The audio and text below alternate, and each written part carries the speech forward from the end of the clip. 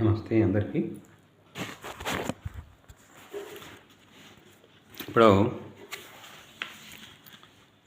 స్వామి రామ్దేవ్ గారి యోగ సాధన మరియు యోగ చికిత్సా రహస్యం నుండి యమ నియమములందు కలుగు బాధలు. యమ నియమముల పాలన మొనర్చు సమయమున మనసు యోగము నుండి విచలిత మొనర్చునట్టి విఘ్నములు బాధలు కలుగుచుండగలవు. మహర్షి పతంజలి యోగ దర్శన్ 2.33.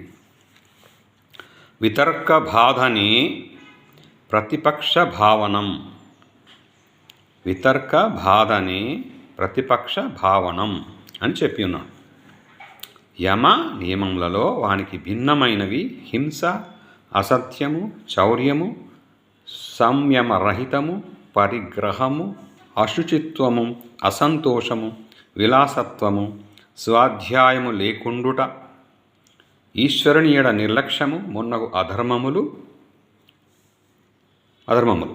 చక్కగా ఆలోచించి తెలుసుకొని వీని నుండి తప్పుకొనవలెను. సాధకుడు చక్కగా ఆలోచించుకొని నేనీ దుఃఖమయ ప్రపంచమును అగ్ని నుండి ఈ హింస, అసత్యము, చౌర్యము, అంశయమనము మున్నగు వితర్కములను పరిత్యజించి తిని ఈ హింస మున్నగు వానిని పొరపాటునను గ్రహించకుందునుగాక. నేను వివేకపూర్వకముగా నిశ్చయించుకొనియే ఈ దోషములను పరిత్యజించి తిని ఇప్పుడు నేనే శునక వృత్తిని అనగా శునక మెటుల కక్కుకొని దానిని మరల నాకును అటుల చేయకుందును. నేను దృఢ నిశ్చయుడనై పాలించుచుండెదను.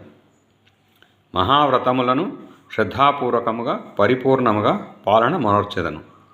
ఇది నా యొక్క జీవన సధర్మము. ఇట్లు పలుకుచునే ఒకవేళ మరణించవలసి వచ్చినను స్వధర్మే నిధనం శ్రేయః, స్వధర్మే నిధనం శ్రేయః సంతోషంగా స్వీకరించేదను.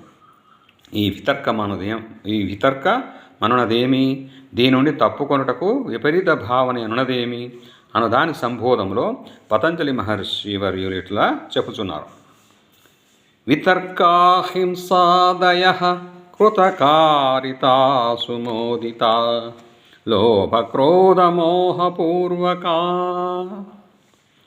మృదుమధ్యాధిమాత్ర దుఃఖాజ్ఞానాంతఫల ఇది ప్రతిపక్ష భావనం.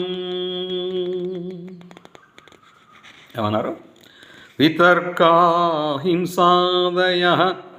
కృతకారితానుమోదిత లోభక్రోధమోహపూర్వకా మృదుమధ్యాధిమాత్ర దుఃఖాజ్ఞానాంతఫల ఇది ప్రతిపక్ష భావనం.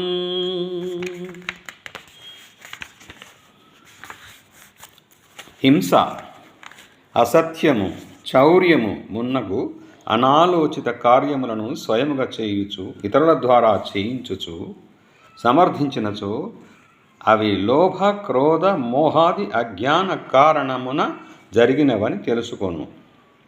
వీని వలన కలుగు దుఃఖములు అజ్ఞాన రూప ఫలములేయని ఆలోచించుట ప్రతిపక్ష భావన అనబడును.